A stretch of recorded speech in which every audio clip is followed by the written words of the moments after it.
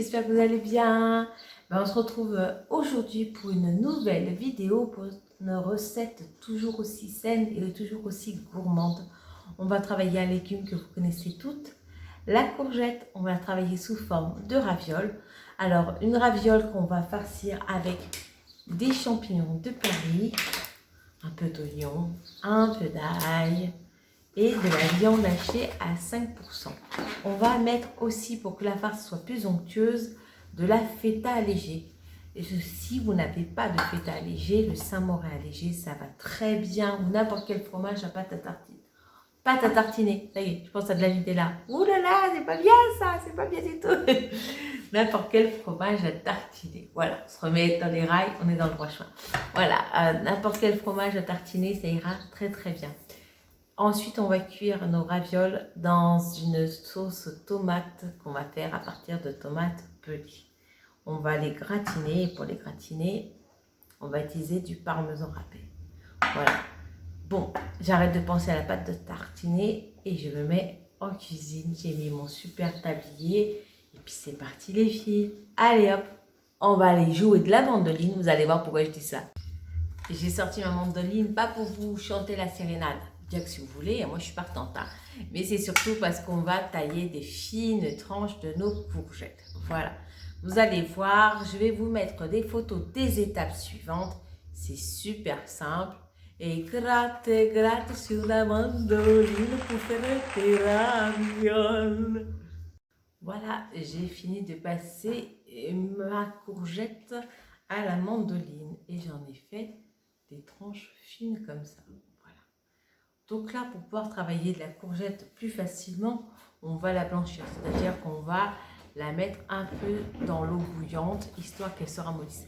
Vous pouvez soit les blanchir à la casserole, soit, si vous voulez, les mettre au four, les assécher un peu. C'est juste pour pouvoir les ramollir et les travailler plus facilement. Voilà. Donc là, ce que je vais faire, c'est que je vais blanchir, moi, dans une casserole. Je vais les garder à côté et après, on se retrouve pour le reste de la recette.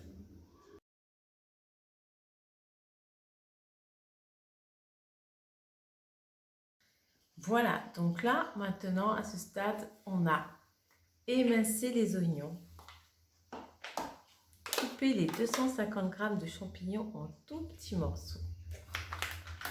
Nos courgettes, quant à elles, elles ont été blanchies 5 minutes dans l'eau bouillante. Elles sont maintenant toutes souples et prêtes à être travaillées.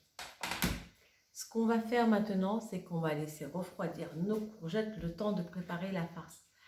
La farce, on va la faire, donc, comme je l'avais dit, avec les champignons, la viande hachée, bien sûr l'oignon et un peu d'ail.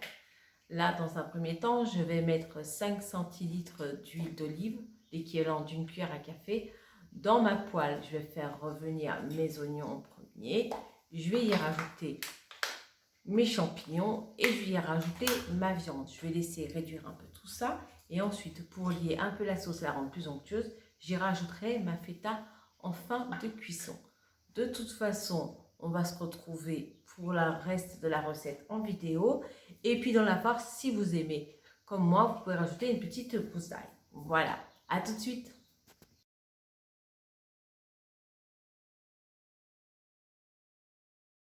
Alors là, j'ai fait revenir les oignons avec une cuillère à café d'huile d'olive et j'ai mis les champignons.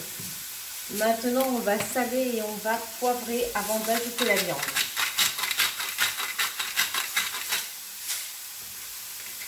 Voilà. On va rajouter la viande ensuite et là, je vais pouvoir rajouter notre gousse d'ail. Alors la gousse d'ail qu'on a coupée en petits morceaux. Voilà.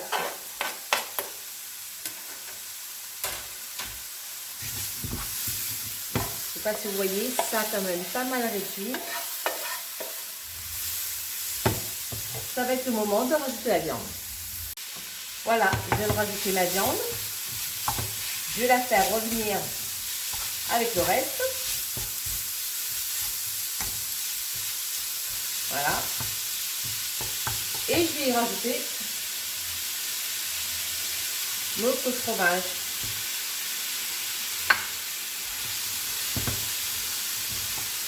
Voilà, on va faire fondre la feta avec le reste. On va cuire encore 5 bonnes minutes et je vous retrouve après. Voilà, on se retrouve pour le montage de notre raviole. On va prendre une première tranche de courgette qu'on va positionner à l'horizontale. Une seconde qu'on va positionner au milieu de la première, mais à la verticale. Voilà, on essaye de faire une jolie croix comme ça. Ça va être au centre que l'on va déposer notre farce. Alors, vous pouvez farcir généreusement. Là, j'ai délibérément pas haché ma farce parce que je préfère comme ça. Mais il va sans dire que vous pouvez hacher votre farce au bras plongeant et que ça sera tout aussi bien. Voilà. Maintenant, il ne reste plus qu'à plier. On commence par la tranche qui était positionnée en dessous. On rabat. On prend celle du dessus. On rabat. Celle du côté, on rabat. Et ensuite, celle du dessous. On finit.